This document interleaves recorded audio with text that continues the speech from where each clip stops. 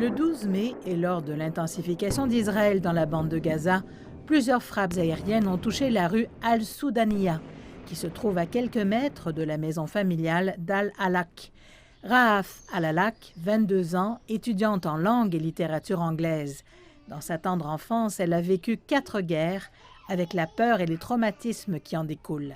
Elle raconte comment cette guerre a affecté sa vie. La pire expérience que j'ai vécue pendant les attentats a eu lieu au premier jour d'Al-Aïd. Il était passé midi, il y avait plusieurs bombardements dans toute la région, alors qu'une centaine d'avions bombardaient toute la bande de Gaza. Et pendant une demi-heure complète, les bombardements ont continué sans arrêt partout, tout autour de nous. Je me souviens que mes parents, mes sœurs et moi étions tous assis ensemble et nous nous demandions si nous allions y survivre ou pas. Durant toute la soirée, je pouvais entendre l'artillerie du Nord continuer sans fin. Ça a duré des heures et j'avais vraiment peur.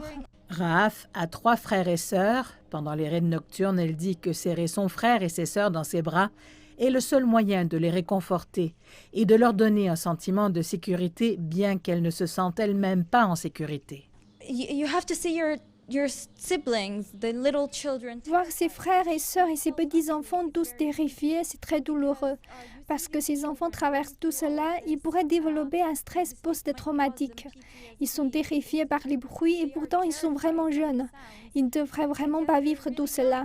Personnellement, devoir réconforter ma jeune sœur durant les attaques était vraiment désolant parce qu'elle a commencé à s'accrocher à moi, à bouger nerveusement, essayant d'une manière ou d'une autre de laisser échapper toute la peur qu'elle ressentait.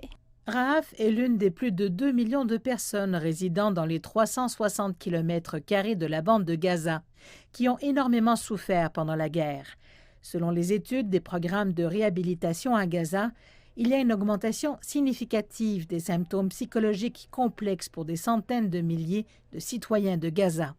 Entre-temps, plusieurs thérapeutes palestiniens ont lancé des initiatives volontaires ciblant les enfants de Gaza souffrant de traumatismes d'après-guerre. Aujourd'hui, nous avons organisé un événement pour les enfants afin d'alléger les traumatismes psychologiques qu'ils ont vécus pendant la guerre à Gaza. Cet événement et d'autres activités que nous prévoyons faire font partie de notre programme de soutien psychologique et volontaire pour les enfants. Nous distribuons des gâteaux, divertissons les enfants avec des jeux et des clowns dans le but d'apporter de la joie, du soulagement et du bonheur dans leur cœur. À Gaza, les souvenirs de violence ne sont jamais bien loin, même si vous êtes un enfant. Les enfants et les parents ont signalé un nombre élevé d'événements traumatiques vécus et des taux élevés de syndrome post-traumatique et d'anxiété.